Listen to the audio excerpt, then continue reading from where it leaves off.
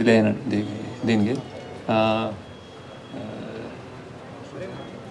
Cinema చూసుకుని unwind అవుతున్నాను. అయితే చాలా ఎమోషనల్ టైం నాది యాక్చువల్లీ ఇది. when I first started, ఇప్పుడు ఏదైతే చూస్తున్నారో మీరు ఫస్ట్ డేనే ఇది ఒక ఫస్ట్ నుంచి మేము తీసి జెనిసిస్ దీన్ని పుట్టినప్పటి నుంచి అదే దీని స్టోరీ కథగా పుట్టినప్పటి నుంచి ఇది ఒక పెద్ద రియల్గా తీద్దాము, హాలీవుడ్ స్థాయిలో తీద్దాము, అంత బాగా తీద్దాము, రియల్ లొకేషన్స్లో తీద్దాము, బాంబేని ఎవరు చూపించినట్టు విధంగా చూపిద్దాము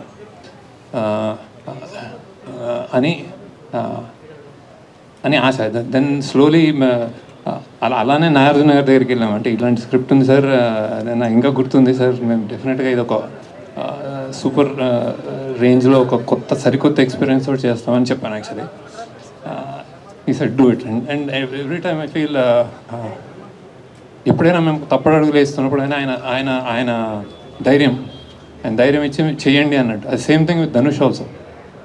అలానే ఈ జర్నీలో డబ్బులు పెరుగుతున్నాయి, మనకి అవుట్ ఆఫ్ రీచ్ బడ్జెట్ ఎక్కువ అవుతుంది ఇట్లా అనుకున్నప్పుడు కూడా నేను ఎక్కడైనా ఈ కథకి కొంచెం ఏమైనా కాంప్రమైజ్ అవ్వాలనుకున్నప్పుడు మా టీం వాళ్ళు లేదు ఇది గొప్ప సినిమా గొప్పగా ఇలానే చేయాలి అని చెప్పిన నా team members, especially Chaitanya Pingali, Suri, Ajay, core people always reassuring that అంటే ఇది సామాన్యమైన సినిమా కాదు యాక్చువల్లీ. అంటే నేను అన్నమాట ప్రీ రిలీజ్కి సరస్వతీదేవి తలెత్తు చూస్తుంది అనేది దట్ ఈస్ ద ట్రూత్.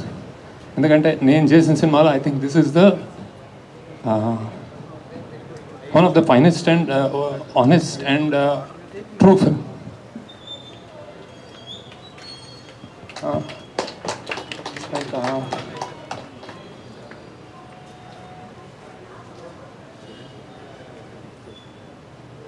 నేను చెప్పాను కూడా, అంటే నేను చెప్పిన ఫస్ట్ షాట్ ధనుష్ దాన్ని బెస్ట్ షాట్ అన్నాను. అది ఆడిటోరియంలో మీరు చూస్తున్నారు అది బెస్ట్ షాట్ అని. కొంతమందికి అంటే కొన్ని విషయాల్లో ఇట్లాంటి సినిమాలు చేసినప్పుడు ఇంత హై అంటే ఇంత కొత్తదనము ఇంత జెన్యున్గా తీసినప్పుడు ఏమవుతుందంటే లెంత్ ఏదో అంటున్నారు. అంటే నేను ఇందులో లేయర్స్ చెప్పడానికే చాలా లేయర్స్, ఇంకా మీకు తెలియని లేయర్స్ మీరు మళ్ళీ ఇంకోసారి చూస్తే తెలుస్తుందేమో బేసిక్గా. అవి నేను తీయలేను యాక్చువల్లీ సినిమాలో. సో ఇట్స్ లైక్ అంటే సినిమా తగ్గించాలి అన్నది డైరెక్టర్కి కానీ టీం కానీ తెలియని విషయం కాదు. కాకపోతే అది ఉండాలి, ఇది చెప్పాలి అని ఒక మనుషుల వీకర్ సెక్షన్స్ నుంచి వచ్చిన వాళ్ళ పాయింట్ కానీ ఒక అండర్ డాగ్ పాయింట్ కానీ చెప్పాలి అనుకున్నప్పుడు అది ఆనెస్ట్గా చెప్పడమే మా ధర్మం అనుకుంటాను అనమాట. ఇది ఇప్పటిదాకా మీరు ఇచ్చిన స్థాయి నాకు ఇప్పుడు వచ్చిన యునానిమస్ రిపోర్ట్ కానీ, అంటే నేను అందరూ ఇచ్చేసారని నేను ప్రెస్లో ఏం చెప్పట్లేదు, కానీ బేసిక్గా నచ్చిన విధానం కానీ నాకు చాలా ప్రౌడ్గా ఉంది. అంటే ఈ స్థాయి మీరు ఇచ్చారనుకుంటున్నాను నేను యాక్చువల్. లేకపోతే దీన్ని ఏదైనా తక్కువైనా కానీ మేము చాలా ప్రాబ్లంలో పడేవాళ్ళం. సో బేసిక్గా బట్ ఇంతగా మీరు ఇస్తే ఈ సినిమాకి స్థాయి అనేది thank you, I really thank you. And then that I think the film deserves it. ఎన్నెన్నో లేయర్స్ నేను చూస్తున్నాను 2-3 రోజుల నుంచి. ఎస్పెషల్లీ నాగార్జున గారి యాక్టింగ్ కానీ, ఆయన చనిపోయినప్పుడు జనాలు ఆడిటోరియంలో ఫీల్ అయ్యే విధానం కానీ, ధనుష్ యాక్టింగ్ కానీ, రష్మిక కానీ, జిమ్ సర్ఫ్ కానీ, true acting, true high production values and చాలా మంచి టేకింగ్, డైరెక్షన్ ఇవన్నీ వస్తున్నాయి. బేసిక్గా ఐఎమ్ రియలీ ఇప్పుడే సింక్ అవుతుంది నాకేం. అంటే బాక్స్ ఆఫీస్ వాట్స్ హ్యాపెనింగ్ అనేది సునీల్ గారు అండ్ రామ్మోహన్ రావు మాట్లాడతారు. But I'm very proud of the film and I'm very happy about the film. So thank you for all the support and reviews మీకు నచ్చినందుకు. నాకు తెలిసి ఈ సినిమా ఒక complete film. So it's like మళ్ళీ మాట్లాడదాం, నాకు గుర్తు రావట్లేదు యాక్చువల్లీ. నాకు blanking out. So like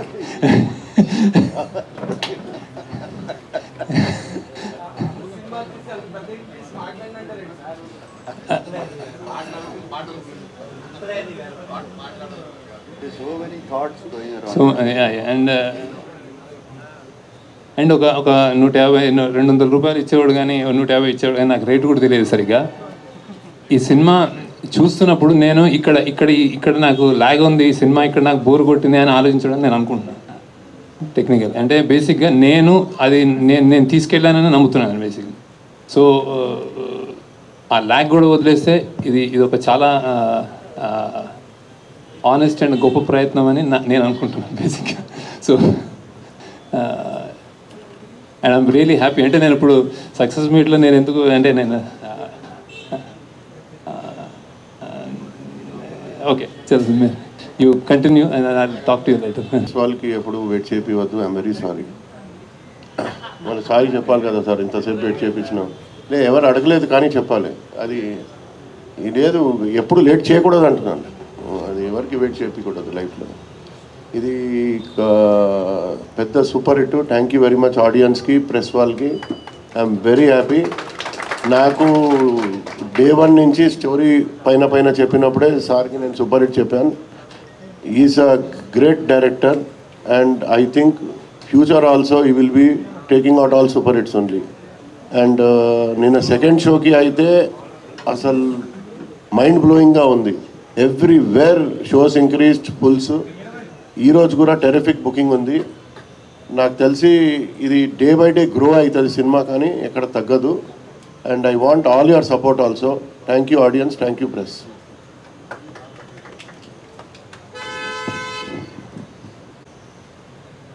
Shekhar, ఇది ఎన్నో సక్సెస్ మీట్. ఇది వరుసగా సక్సెస్ మీట్లే కదా మీకు. All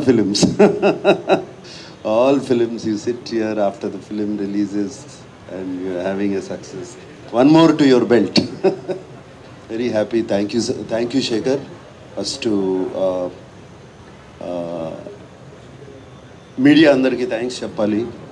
I think first time unanimous reviews వచ్చినట్టున్నాయి. నాకు నిన్న ఎవరో ఒక ఫోటోగ్రాఫ్ చూపించారు, అన్ని 3కి తక్కువ ఏది లేదు ఏ రివ్యూ. అండ్ అంత యునానిమస్గా వచ్చిందంటే అంత యునానిమస్గా నచ్చిందే అనమాట.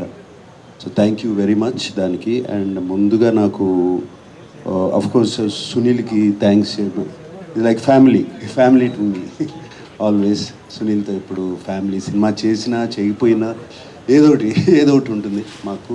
బట్ శేఖర్తో నాకు ఎప్పటి నుంచో సినిమా చేయాలని ఉంది. Actually before Sumanth worked, before Amala worked, before Chaitanya చేసినప్పుడు, దానికన్నా ముందు నుంచి శేఖర్తో ఎప్పుడు కలుస్తూ ఉంటాం, సినిమా చేయాలంటాం.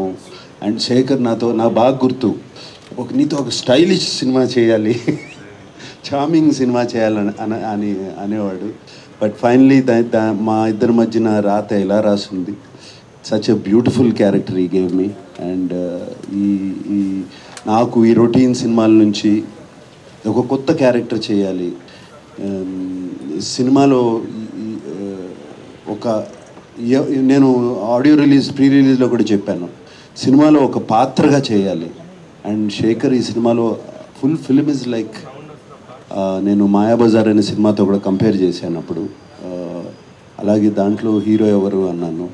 అలాగే మిస్సమ్మలో చూస్తే హీరో ఎవరు, గుండమ్మ కథలో చూస్తే హీరో ఎవరు, we don't know. It is only the director. And ఇప్పుడు కూడా చెప్తున్నాను, ఇది శేఖర్ కమ్ముల గారి ఫిలిం. ఇది out and out his film. ప్రాణం పోసారు ఈ సినిమాకి, నాకు తెలుసు. ఆయనే కాదు, ఆయన whole team. I know that whole team how much వాళ్ళు ఎంత క్లోజ్గా ఉంటారో. And Shekhar fantastic character. And thank you very much. నా గురించి ఆలోచించారు. And waiting for the next film again to do with you. అది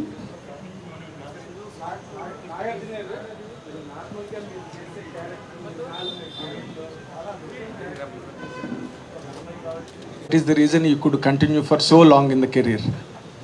ఈ సినిమాలో నాగార్జున గారు కాదు. అండ్ స్లైట్లీ హీరోయిజం ఉన్న క్యారెక్టర్ కూడా కాదు. చిన్న విలనిష్ టచ్ ఉంటుంది ఫిల్మ్లో, తర్వాత మళ్ళీ గిల్టీ క్యారెక్టర్ కింద టర్న్ అవుతుంది. లాస్ట్ ఫైనల్గా సాక్రిఫైజింగ్ రోల్గా ఎండ్ అయింది సినిమాలో. మీరు ప్రధానంగా ఈ క్యారెక్టర్ని ఎంచుకోవడానికి కారణం ఏంటి? What is your personal experience as an actor who has done an number of characters in the career? ప్రధానంగా ఈ క్యారెక్టర్ని ఎంచుకోవడానికి కారణం శేఖర్ కమ్ములనే. ఆయనతో పనిచేయాలి, ఆయన మీద ఉన్న నమ్మకం. ఎందుకంటే ఆయన సినిమాలు అన్నీ చూశాను, almost everything I have seen. ఆయన క్యారెక్టర్స్ని ఎంత బాగా జస్టిఫై చేస్తారో తెలుసు. ఈ కథ విన్నగానే నాకు అనిపించింది నాది మెయిన్ క్యారెక్టర్ అని. ఎవ్రీబడి నా చుట్టూ తిరుగుతున్నారు స్టార్టింగ్ నుంచి ఎండ్ వరకు. మేబీ స్క్రీన్ ప్లేస్ స్పేస్ ఇంకోళ్ళకి ఎక్కువ ఉండొచ్చు, but that is not the criteria. నాకు ఈ కథ వినగానే this is Deepak's film from start to ending కథ విన్నగానే. అండ్ శేఖర్ చెప్పినప్పుడు కూడా అలాగే చెప్పాడు నాకు. ఈ క్యారెక్టర్ ఆర్క్ చాలా బాగుంది. సో నాకు అది బాగా నచ్చింది. ఇప్పుడు జిమ్ సౌరభ్ గారి arc, gym Saurabh did a fantastic job, but is arc ఒకటే వెళ్తుంది. అలాగే ధనుష్ గారిది ఇట్స్ ఓన్లీ 2, హోమ్లెస్, అక్కడ నుంచి ఎడ్యుకేట్ అవడం, మైండ్లో ఒక గిల్ట్ కాంప్లెక్స్ కానీ ఇది కానీ అది ఇది సాక్రిఫైజింగ్ కాంప్లెక్స్ కానీ ఏమీ లేదు.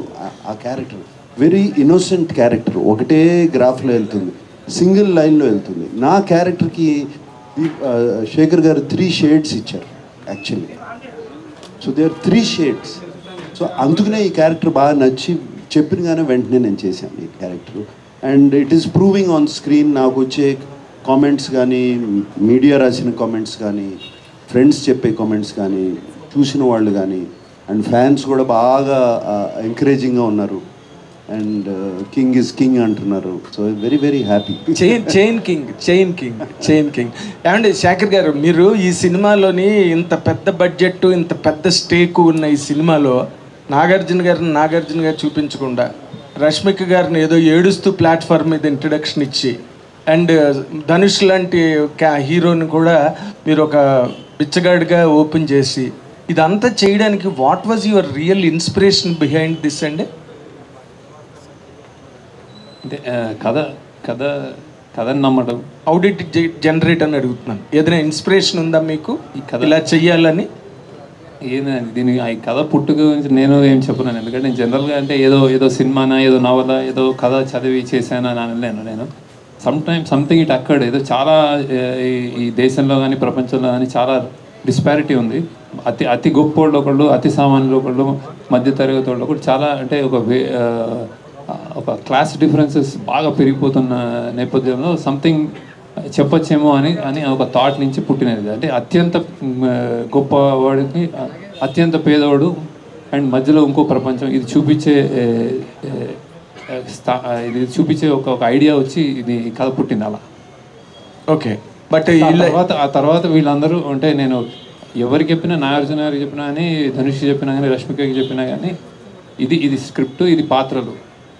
ఇప్పుడు నేను దానికి యాక్చువల్లీ నేను డైరెక్టర్, నేను కూడా ఇంకా కథకి నేను కూడా ఒదిగిపోయాను. యాక్చువల్లీ నాకు ఆ కథ ఏం డిమాండ్ చేస్తే అలా వెళ్ళాం. సో అందుకే నేను చెప్తుంది షూటింగ్ కానీ, అందులో ప్రొడక్షన్ వాల్యూస్ కానీ, ఇది చాలా యూనిక్గా, చాలా డిఫరెంట్ ఎక్స్పీరియన్స్ ఎందుకు ఇస్తుందంటే ఆ కథకు కావాల్సిందని చేస్తాం అనిపిస్తుంది. అంటే ప్రతి ఒక్కళ్ళు ఇంక్లూడింగ్ మీ. సో అందుకే ఈ రిజల్ట్ యాక్చువల్లీ. బట్ వీళ్ళు ముగ్గురు ఇమేజెస్ని కూడా మార్చేసి మీ క్యారెక్టర్గా తయారు చేసుకుని సినిమా ప్రజెంట్ చేస్తున్నప్పుడు రిస్క్ అనిపించలేదా మీకు? ఇమేజ్ నాగార్జున గారు చూపించట్లేదు, ఆయనగా చూపించట్లేదు.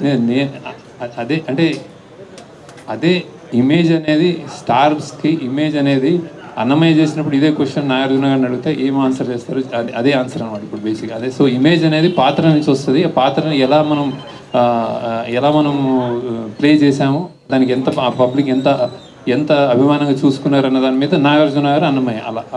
సో నాగార్జున గారు శివ. సో పాత్ర నుంచే స్టార్డమ్ పెరుగుతుంది, పుడుతుంది అని నా ఒపీనియన్.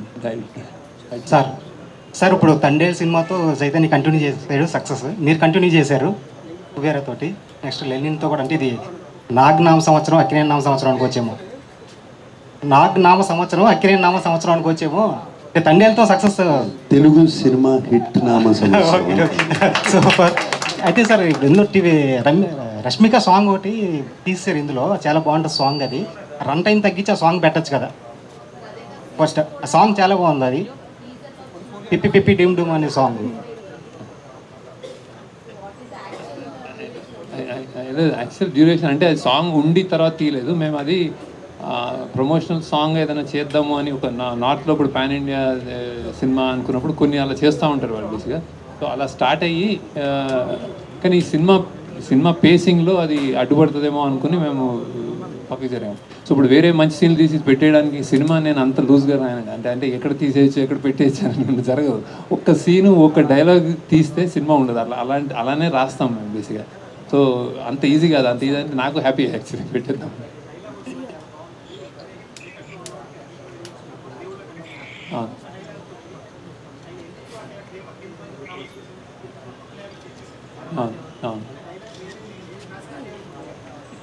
అదే లేదు అదే అదే అదే అదే అదే అదే అదే అదే శేఖర్ గారు, సెకండ్ హాఫ్లో మిడ్వే ఏంటంటే ధనుష్ గారు ఒక టార్గెట్ పెట్టుకుంటారు ఏంటంటే ఈ 10,000 కోట్లతో ఇన్ని సిటీస్లో ఉన్న మా వాళ్ళ జీవితాలు మార్చేయాలని చెప్పి అనుకుంటారు. టువర్డ్స్ ఎండ్ ఏంటంటే ఆ టార్గెట్ కాకుండా ఇప్పుడు విలన్ ఎలిమినేట్ చేస్తారు. ఇప్పుడు ఆయన టార్గెట్ అచీవ్ చేసే టైప్లో ఏదన్నా క్లైమాక్స్ ఆలోచించారా డ్యూరింగ్ రైటింగ్ ప్రాసెస్? లేదు లేదండి, అంటే బేసిక్గా అతను అది దేవా పాయింట్ ఆఫ్ వ్యూలో అక్కడి నుంచి చెప్పిన కథ అది అక్కడికి. సో అతను రియాక్టివ్ మనిషి, అంటే సడన్గా అని నాకు అన్ని కావాలి చెన్నై మీ ఎంతమంది ఉన్నారని వెళ్తాడు బేసిక్గా. తర్వాత దానికంటే ఇంపార్టెంట్ నాకు ఆ అమ్మాయి బిడ్డ అనుకుంటాడు బేసిక్. సో మేము బతకడం ఇంపార్టెంట్ అన్న దానికి ఆ బతకనివ్వడేమో అన్న భయంతో అతన్ని ఎలిమినేట్ చేస్తాడు తప్ప ఈ డబ్బులంతా ఆల్రెడీ అంటే ఆల్మోస్ట్ వచ్చినట్టే. అది బేసిక్గా ఆ గోల్ కంటే ఇతను మామూలు బతకనివ్వడేమో అన్నది అతని. సునీల్ సార్, రిలీజ్కి ముందు చాలా టెన్షన్గా ఉన్నారు. ఇది ఎందుకంటే మీరు ఎగ్జిబిటర్గా, డిస్ట్రిబ్యూటర్గా, ఇప్పుడు ప్రొడ్యూసర్గా కూడా రిలీజ్ ముందు చాలా ప్రెషర్లో ఉన్నారు. ఇప్పుడు థియేటర్స్ పరిస్థితి అది కూడా చాలా బాగాలేదు లాస్ట్ 1 month 2 monthsగా. ఏంటి ఇప్పుడేమనిపిస్తుంది ఆ నర్వస్ నుంచి ఇప్పుడు మాకు? కానీ ఈసారి కొంచెం లాంగ్ ఉంది, 2-3 months నుంచి ఏ సినిమా ఆడలేదు. ఈ సినిమా వెరీ హ్యాపీ అందరికీ. నేను టెన్షన్లో లేను, ప్రెషర్లో, ఆ సెన్సార్ టెన్షన్, పని టెన్షన్లో ఉంటే వేరే టెన్షన్ ఏం లేదు. యూజువల్లీ నేను టెన్షన్ ఇస్తాను, తీసుకోండి. ఇప్పుడు ప్రాబ్లం అయింది ఈ వర్క్ టెన్షన్. నేను సెన్సార్ అవ్వాలి, సార్ హెల్ప్ చేశారు. సార్ హెల్ప్ చేయలేదంటే నాగార్జున సార్ ఈరోజు పిక్చర్ ఈ టైంకి అయ్యేది కాదు. 100% సార్ హెల్ప్ చేశారు నాకు. సార్ అందరూ మాట్లాడుకుంటున్న ఒక మాట, ఈ టికెట్స్ గురించి, జనాల థియేటర్కి తీసుకురావడం గురించి చాలా ఓకల్గా మాట్లాడారు మీరు. బట్ లాస్ట్ మినిట్లో టికెట్ ప్రైస్ ఇంక్రీజ్ చేయాల్సి వచ్చింది. ఏం ఇంక్రీజ్ చేయలేదు? ఎక్కడ ఇంక్రీజ్? ఆంధ్రాలో 75 రూపీస్. 75 రూపీస్ చేయలేదు, 25-50 చేసాము. అక్కడ మరే తక్కువ ఉన్నాయి కొన్ని. ఓకే, మరే 100 రూపీస్ ఉంటే 150 రూపీస్ ఉంటే 175 చేశారు అంతే. 25 రూపీస్ మ్యాక్సిమం చేశారు. ఎక్కడ ticket price 75 rupees increase? GO అట్లా తీసుకున్నారు అప్ టు 75 రూపీస్ అని. ఎందుకంటే మేము అక్కడ అమ్ముతాం సినిమా. అమ్మితే డిస్ట్రిబ్యూటర్ ఏమంటాడు, అసలు కనీసం రేట్స్ లేవు, మేము ఎందుకు ఇవ్వాలి ఈ రేట్ అంటే దానికోసం తీసుకున్నాను. ఇక్కడ హైదరాబాద్లో ఏం పెట్టాము చూడండి, మల్టీప్లెక్స్లో 200, కొన్ని చోట్ల 250, కొన్ని single theatres 175, 150, B class, C class 100 rupees, 110. ఎక్కడ పెంచలేదు చూడండి మీరు, బాగా రీజనబుల్గా పెట్టాము. Okay sir. అది నాకు సార్ క్వశ్చన్ ఏం లేదు, జస్ట్ దట్ ఏంటంటే మీలాంటి ఒక పెద్ద హీరో, చాలా వల్నరబుల్ క్యారెక్టర్, కొట్టించుకున్నారు, తిట్టించుకున్నారు, లాస్ట్గా సాక్రిఫైస్ కూడా చేయాల్సి వచ్చింది. అంటే ఎటువంటి క్యాలిక్యులేషన్స్ ఏమీ లేకుండా. ఎవరు కొట్టలేదు అనుకుంటా. ఓకే, ధనుష్ గారు ధనుష్ వెనకాల. సో దేనికి కూడా వితౌట్ ఎనీ క్యాలిక్యులేషన్స్ చాలా. ఇప్పుడు చాలామంది అంటారు కదా ఏజ్ అప్రోప్రియేట్ రోల్స్, లేకపోతే డిఫరెంట్ రోల్స్ అన్నీ అంటారు కదా. You have done it everything actually. ఈ షిఫ్ట్ చాలా ఫ్రెష్గా ఉంది. హోప్ఫుల్లీ ఇంకా చాలా మంచి రోల్స్ వచ్చి మంచి రోల్స్తో కంటిన్యూ చేస్తారని వీఆర్ విషింగ్ సార్. ఎస్ నాకు ఇది ఒక ఈ షిఫ్ట్ కూడా నాకు ఇన్స్పిరేషన్ ఇచ్చింది. నాట్ దట్ నేను ఇటువంటి రోల్స్ చేద్దామని కాదు, బట్ చూస్తారు, చేస్తే ఫ్రెష్ రోల్స్ చేస్తే audience is ready to receive it is the right role అనే ఒక కాన్ఫిడెన్స్ బాగా వచ్చింది. సో ఎటువంటి రోల్ అన్నా చేయొచ్చు. Looking forward sir. Yes, congrats. Thank you.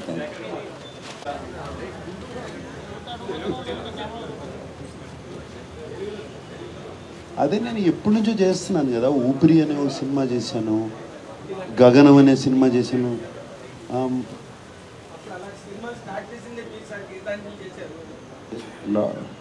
Lot of films బాగా క్యారెక్టర్గా అంతమంది సినిమా చేశాను నేను. పెద్ద క్యారెక్టరు గ్రే షేడ్స్ అనేది కాదు, క్యారెక్టర్ జనాన్ని యాక్సెప్ట్ చేస్తే ఏ షేడ్ అయినా కూడా పర్వాలేదు. That is important. శేఖర్ గారు సార్, ఇప్పుడు మామూలుగా ఎడిట్ అంతా అయిపోయి అన్నీ చూసుకున్నాకనే 3 గంటల 14 నిమిషాలు వస్తాయి. ఒరిజినల్గా ఎంత కంటెంట్ వచ్చింది సార్?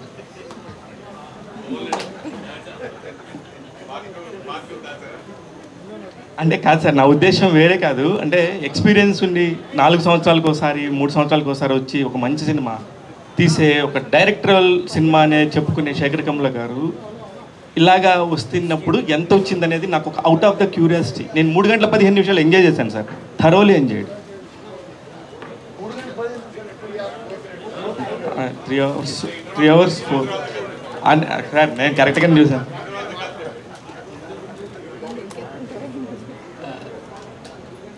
యా చాలా అంటే జనరల్గా నేను అంటే ఎక్కువ సాంగ్ మోంటాజెస్ సాంగ్స్కి బాగా లెంత్ పెట్టి అలా తీస్తాను. బేసిక్గా కథగా వేరే వేరే సీన్లు అడిషనల్ సీన్స్ చాలా తీసేయడం అలా ఉండదు. జనరల్గా లెంత్ నా జనరల్గా పాటల వల్ల ఉంటుంది అనమాట.